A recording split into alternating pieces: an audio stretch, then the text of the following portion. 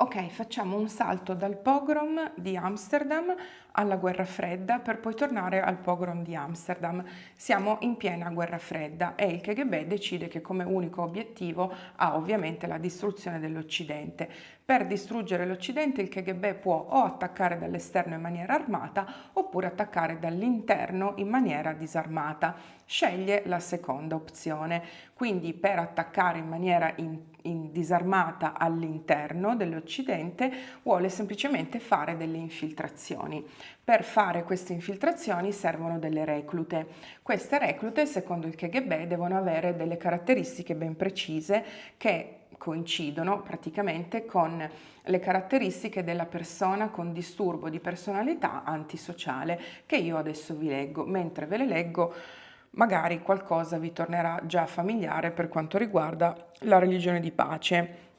Disprezzo manifesto per gli altri, legittimazione del crimine, capacità di mentire, totale noncuranza della legge, negazione dei diritti minimi altrui, capacità di agire impulsivamente, essere facilmente provocabile, aggressività, propensione al furto, essere irresponsabile delle proprie condizioni di vita e delle proprie scelte, non provare mai rimorso, sentirsi più importanti degli altri, manifestare una mania di persecuzione. Praticamente quando il KGB trova l'Islam si ritrova davanti il lavoro fatto.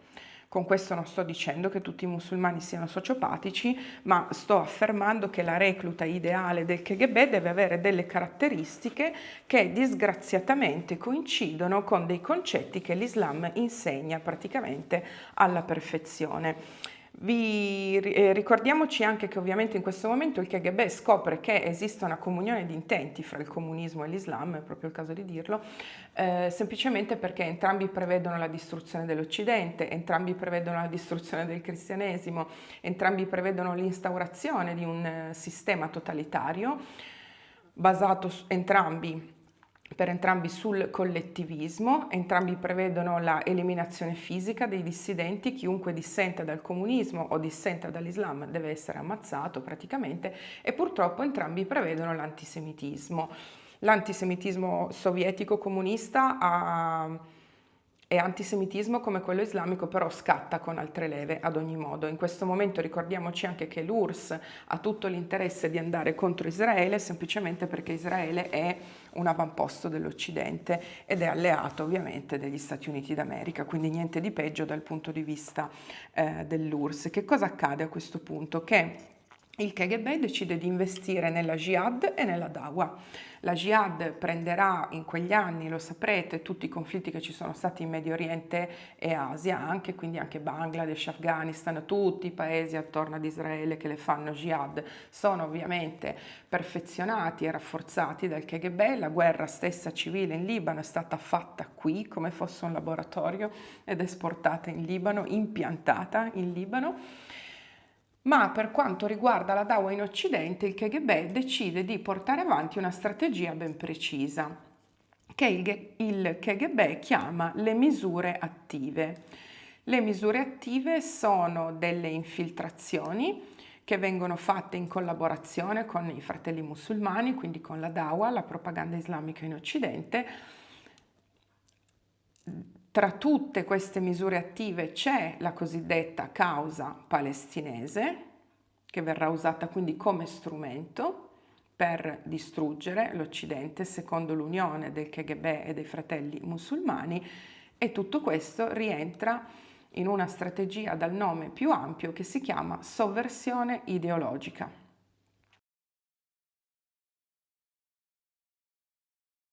Che cos'è la sovversione ideologica?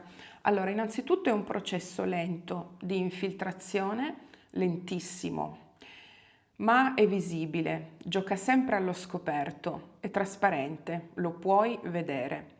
Una cosa importante del processo di infiltrazione lento e lentissimo è che è disarmato e che non prevede nessun apparato di censura. Si tratta di infiltrazioni che prevedono che il cittadino abbia sempre totale accesso a tutte le informazioni del mondo, e questa è la chiave della causa palestinese, che non possiamo vedere anche qui perché sennò questo video diventa lunghissimo, quindi se volete lo vedremo in altri video. Questo processo lento, lentissimo di infiltrazione, disarmato, è possibile soltanto a causa dell'apertura dell'Occidente, perché viene ribaltato quello che è il pregio più grande dell'Occidente rispetto alla società sovietica o rispetto alla società islamica, che è ovviamente l'apertura nel senso di tutte le caratteristiche che rientrano nei valori liberali, nella democrazia, nella libertà d'espressione, nella libertà di stampa, nella libertà di pensiero, in qualsiasi tipo di libertà, la parità fra uomo e donna, la laicità. Tutti questi sono i fattori positivi dell'Occidente che vengono ribaltati contro l'Occidente e diventano semplicemente un punto di debolezza, perché sono la porta oltre la quale, grazie alla quale entrerà l'infiltrazione, semplicemente. Qual è l'obiettivo della sovversione ideologica? Allora, l'obiettivo è che l'Occidente si distrugga da solo, senza che il comunismo abbia tirato fuori una pistola. Per arrivare all'autodistruzione dell'Occidente, con queste infiltrazioni, fra cui anche la causa palestinese, bisogna andare a intervenire sulla percezione della realtà che hanno gli occidentali, fino ad un livello in cui il cittadino non sarà più in grado di distinguere tra una scelta fatta nel suo interesse e una scelta fatta contro il suo interesse. Oltre questo livello si arriva ad un livello in cui tanti cittadini negli anni, sempre attraverso questo processo di infiltrazioni lentissime, iniziano semplicemente a prendere le decisioni più controproducenti in assoluto. È una società composta da tanti cittadini che prendono tutti o quasi tutti, nella maggior parte dei casi, le scelte più controproducenti in assoluto, è semplicemente una società che collassa. Molto semplicemente. Esistono 4 fasi che fanno parte della sovversione ideologica. La prima si chiama demoralizzazione e se ritrovo gli appunti ve ne parlo anche. Allora, la fase di demoralizzazione può durare dai 15 a 20 anni, ma anche di più, io direi 20-25. E perché deve durare così tanto? Perché è il tempo minimo necessario questo affinché tutta una nuova generazione venga contagiata dal germe del marxismo all'interno dell'ambito delle università. Adesso mi spiego meglio. In questa fase il cittadino occidentale deve sentirsi minato in quelli che sono i suoi valori morali, che sono anche i valori giudeo-cristiani, che ovviamente il comunismo non può vedere neanche da lontano.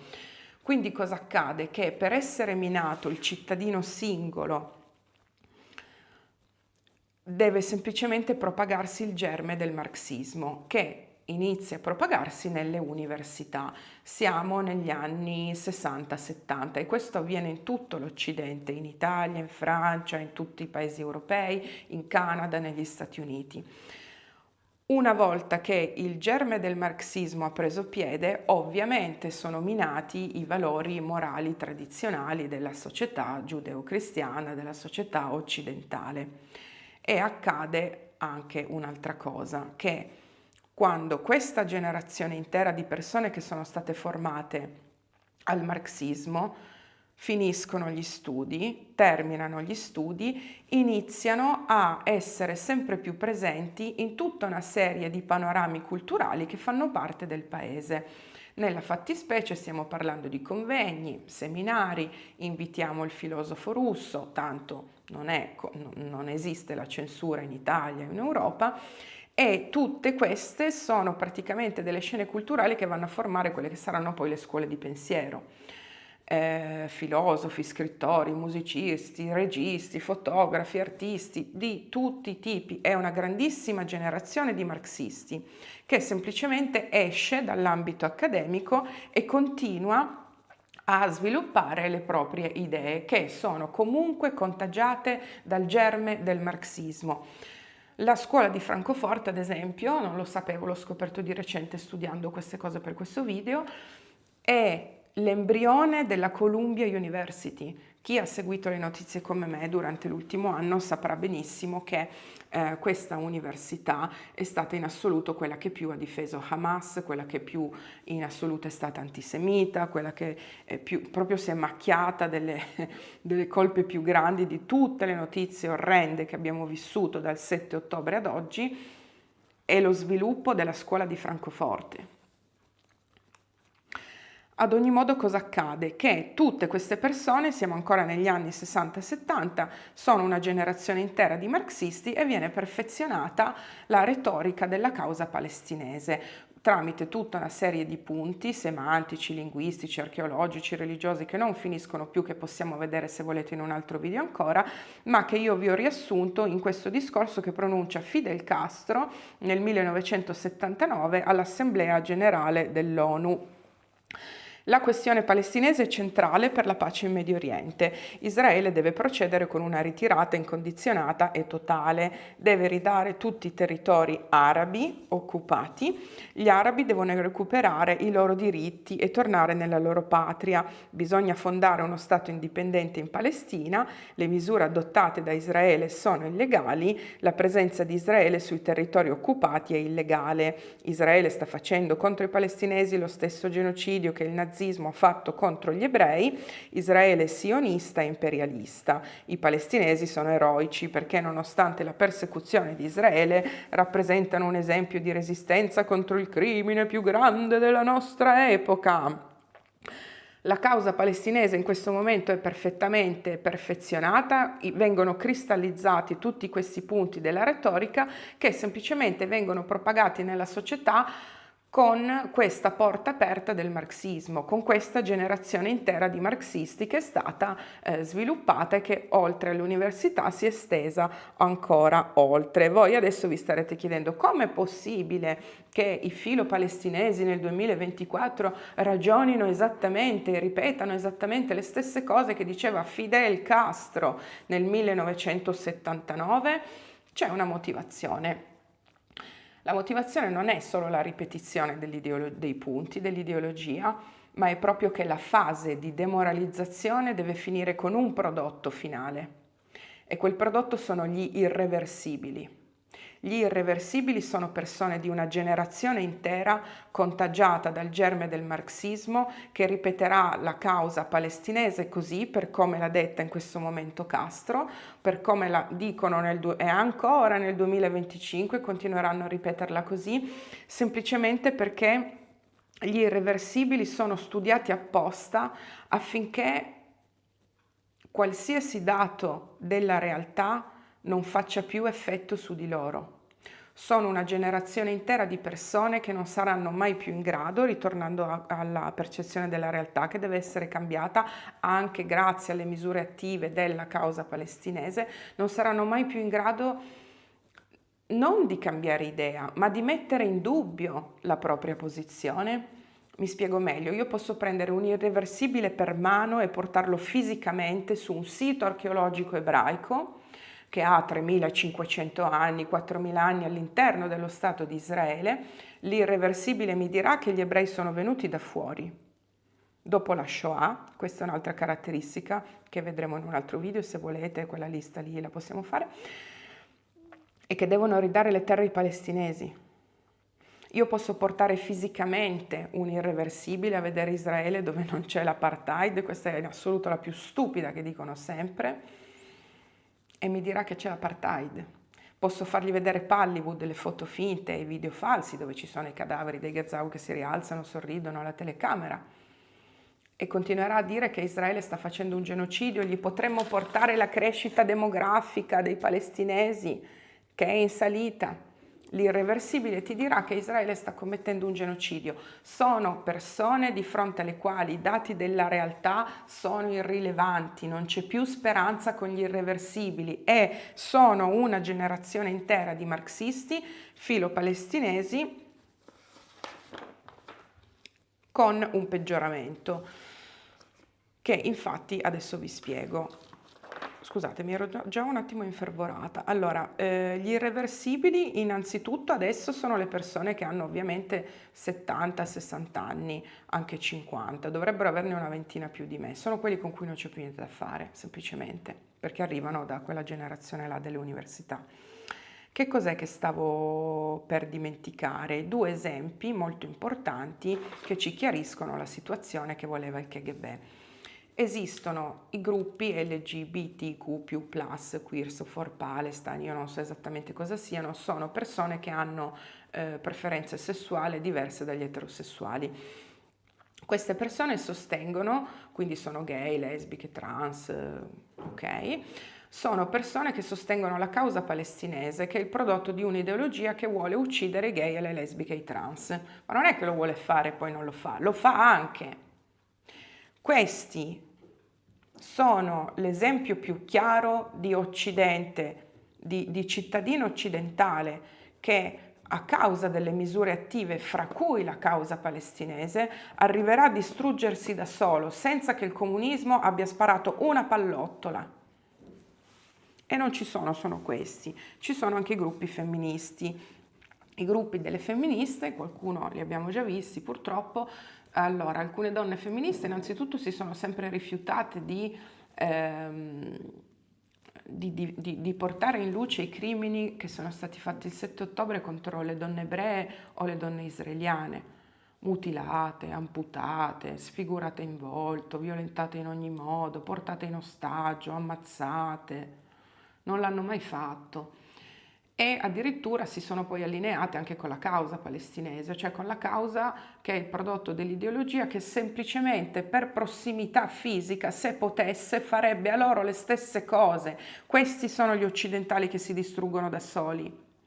Abbiamo delle femministe allineate con gli stupratori. Di cosa voleva parlare il KGB quando diceva non dovremmo sparare neanche una pallottola? Che si distruggeranno da soli senza fare niente. Basterà instillare in loro le misure attive, fra cui la causa palestinese. Quel che è peggio è che purtroppo non è finita qui.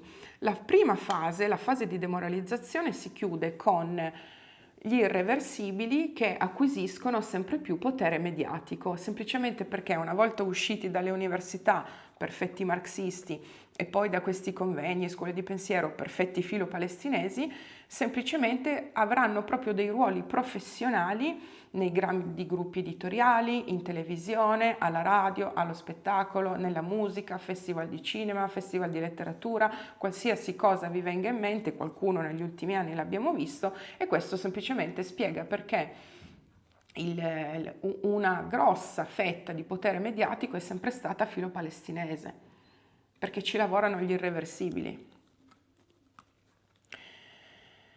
Inizia la fase numero 2 che si chiama destabilizzazione. Questa fase può durare dai 2 ai 5 anni. In questa fase il singolo individuo è già stato minato nei suoi valori morali giudeo-cristiani e il germe del marxismo, come avete visto, si è già propagato un pochino da tutte le parti.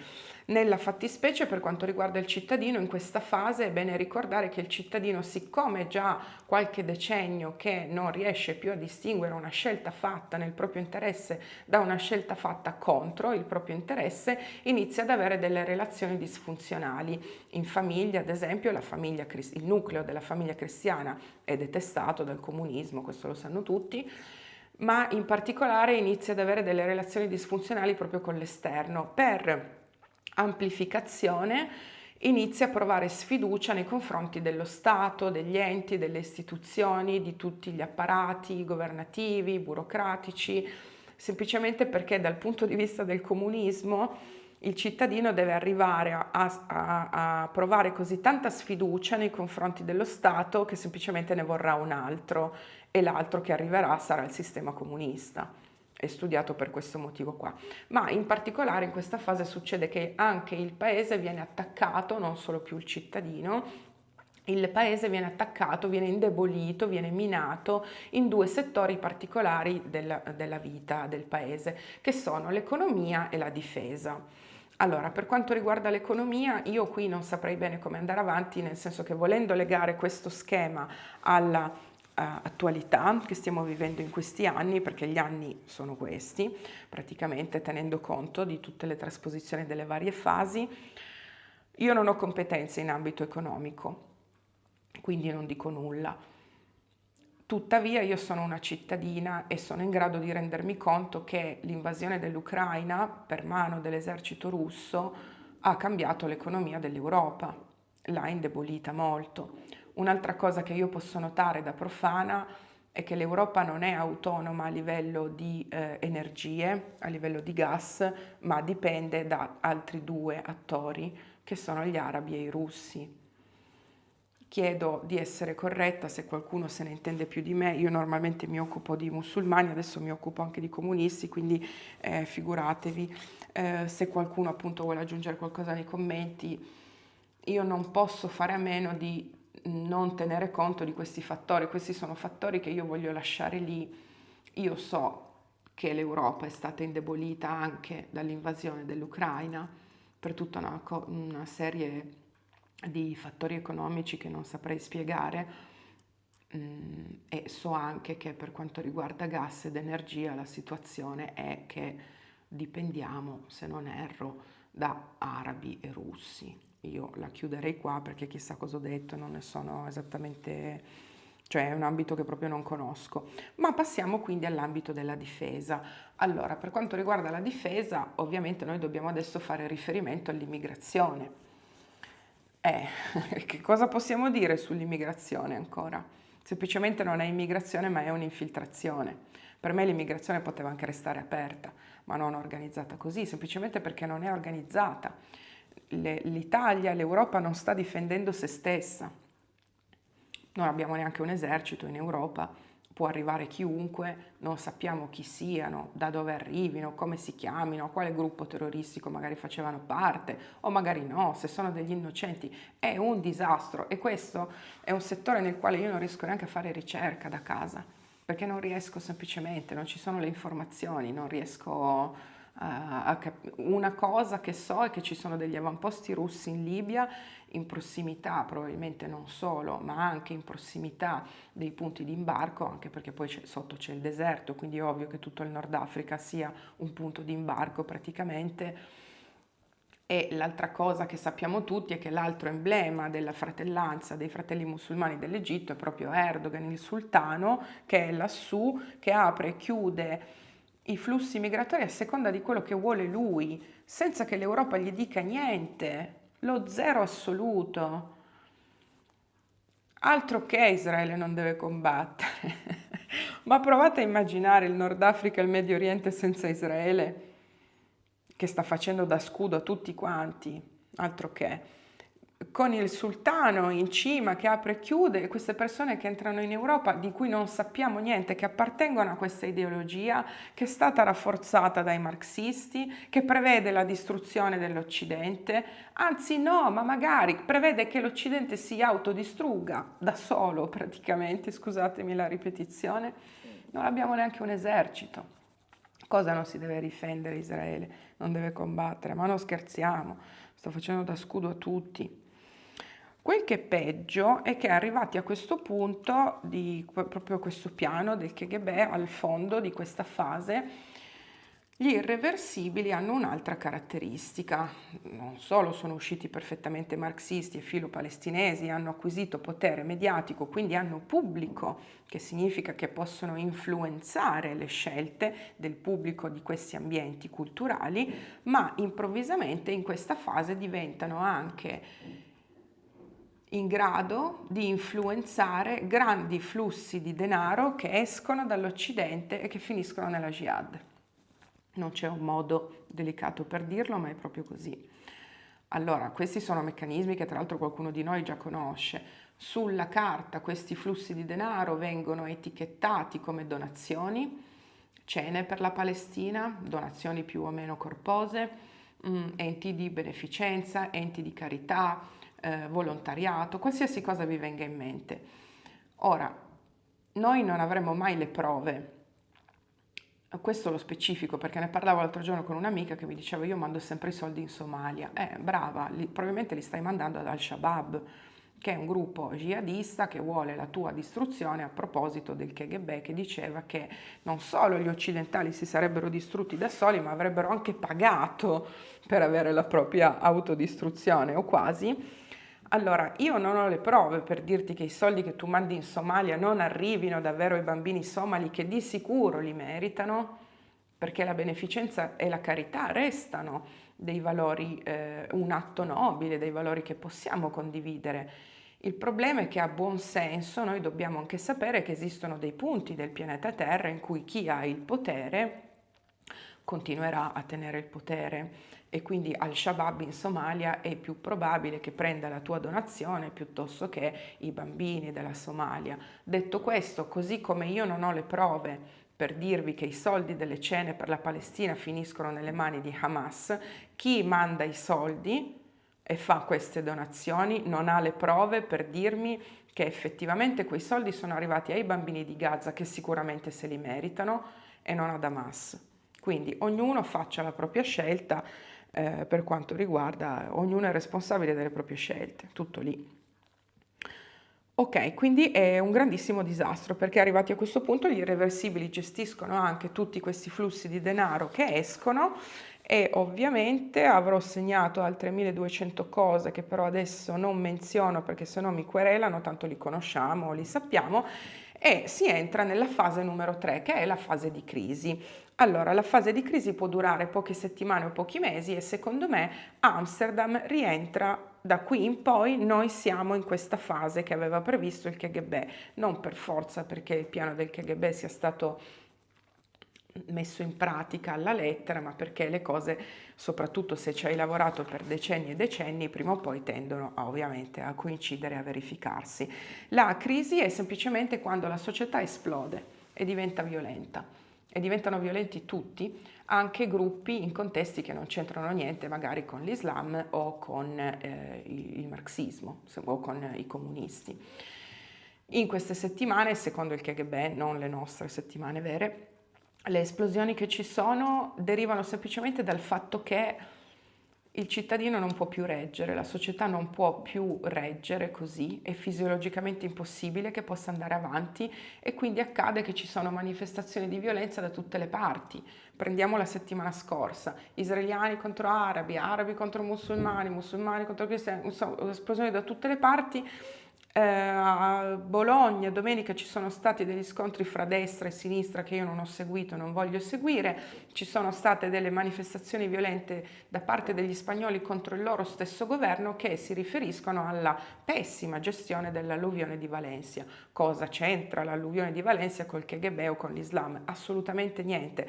È semplicemente fisiologicamente impossibile che una società che è stata minata così tanto stia in piedi, perché ha tanti fattori per esplodere, e prima o poi uno di questi è la goccia che fa traboccare il vaso. Questi fattori possono essere stati anche l'indebolimento della difesa, l'indebolimento dell'economia e tutto quello che abbiamo visto prima.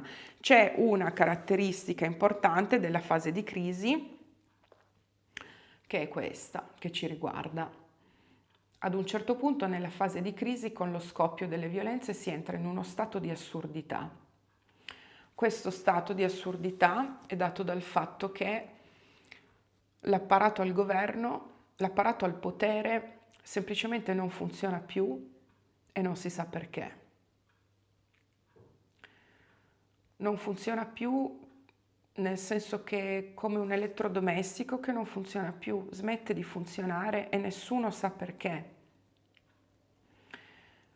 Provate a immaginare il 7 ottobre quante cose non hanno funzionato all'interno di Israele.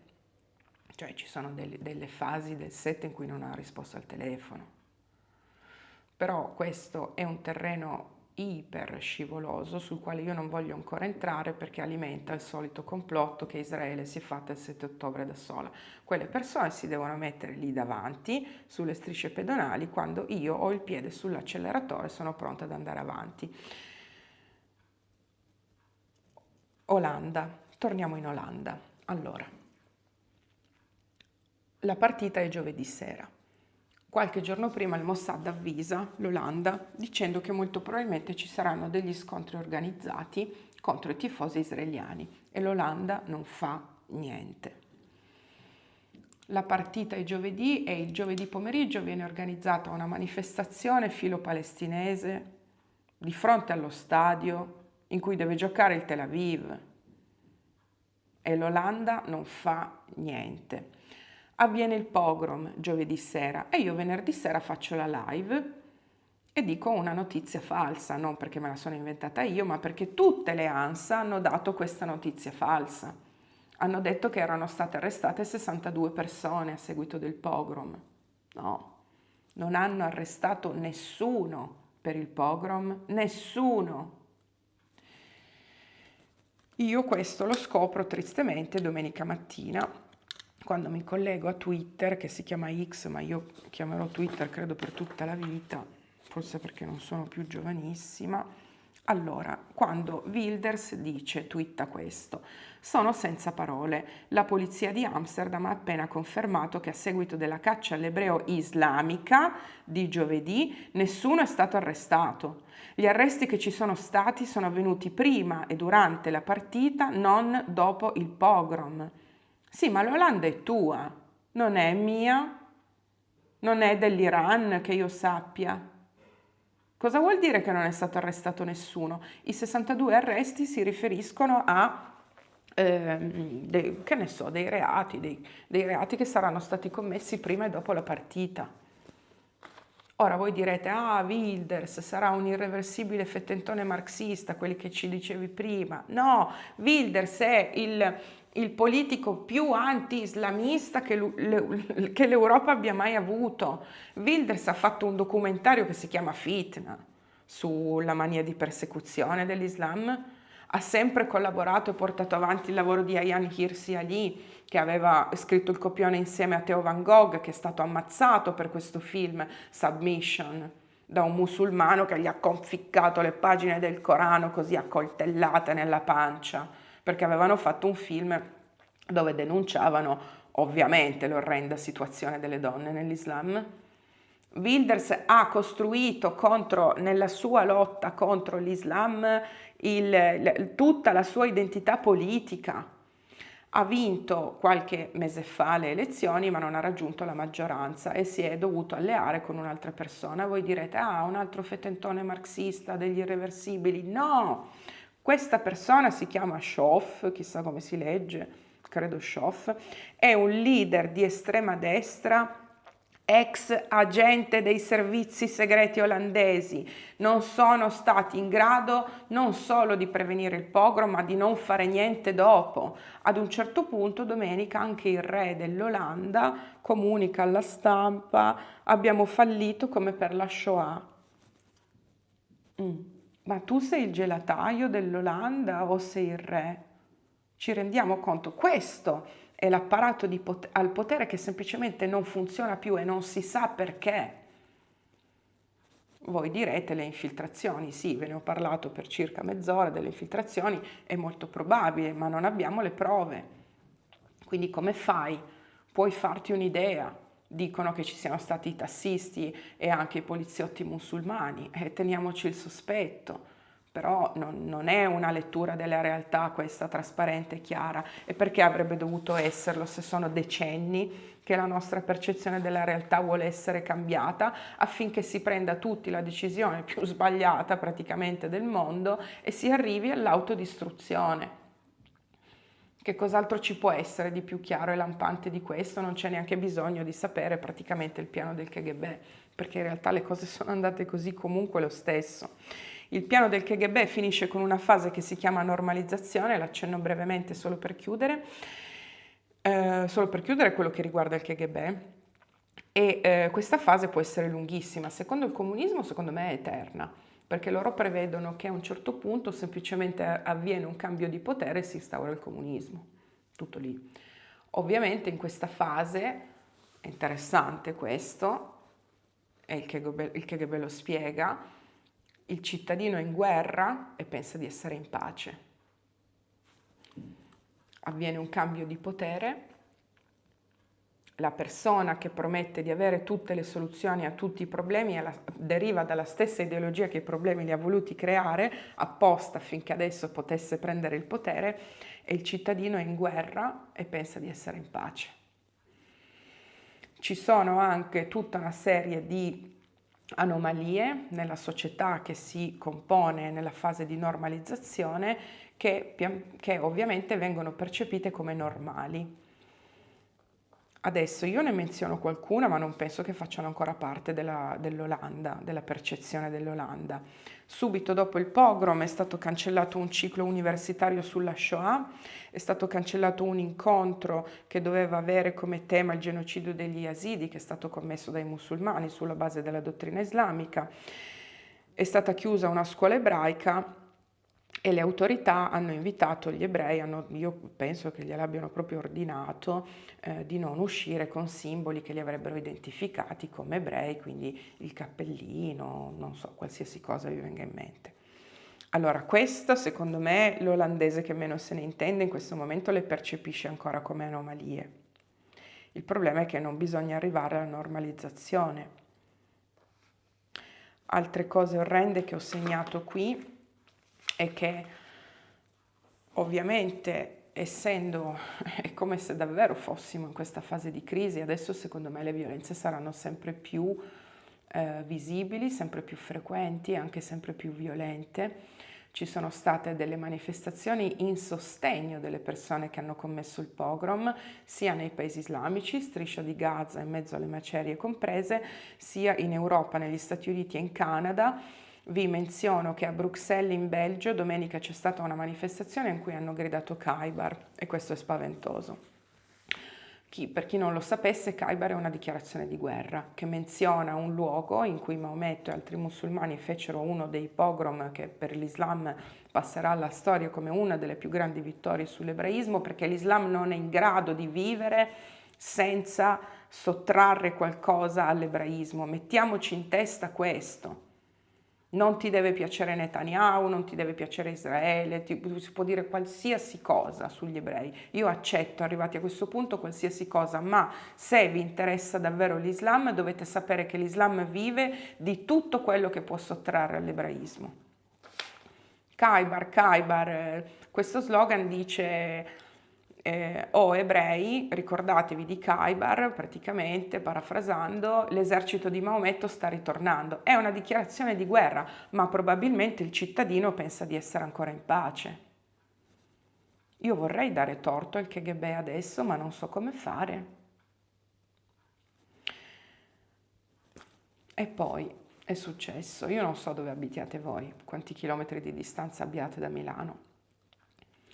Domenica a Milano c'è stata una manifestazione filo-palestinese in sostegno delle persone che hanno commesso il pogrom ed è comparso Sinwar. Non so, fate il calcolo di quanti chilometri adesso avete da casa vostra a Milano, dal garage di casa vostra, quando si chiude a Milano, e che siano 100, che siano 900, quella è la distanza che vi separa da Sinwar. Io non so se queste persone verranno attenzionate, fermate, se succederà di certo non lo verranno a dire a me, le autorità che si occupano di questo, però questa è la realtà che abbiamo. Dell'orrorifica realtà che abbiamo, io ho scritto il testo lunedì notte, sto registrando che martedì, se riesco lo pubblico mercoledì, nel frattempo sarà successo di tutto. No, scusate, oggi è mercoledì.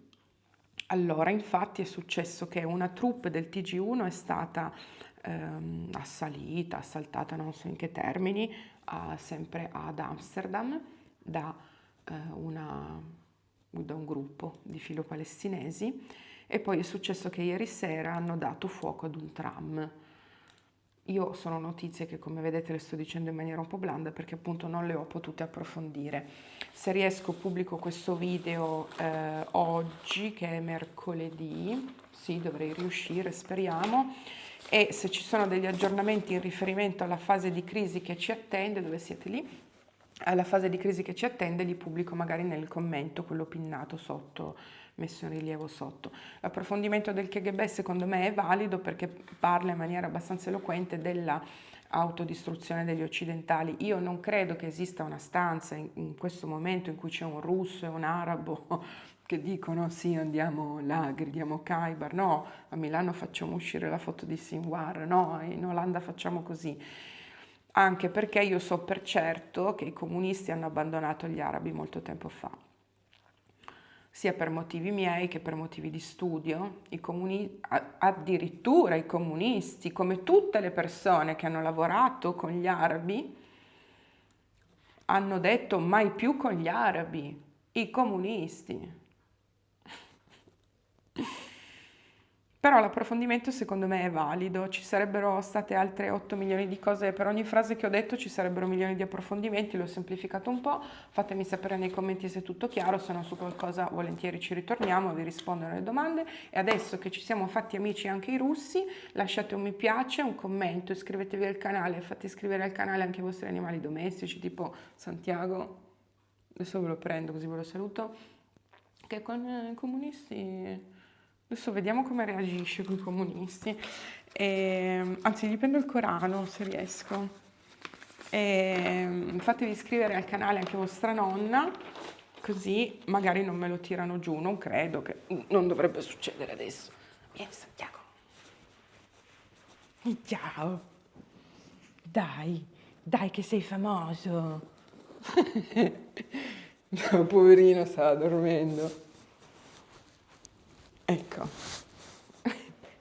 lui è quello che aveva mangiato lo statuto di Hamas. Ma poverino stava dormendo lui. Allora lo rimetto a dormire. Dove sei? Ah, siete lì. Ciao tribù, grazie mille, a presto, ciao.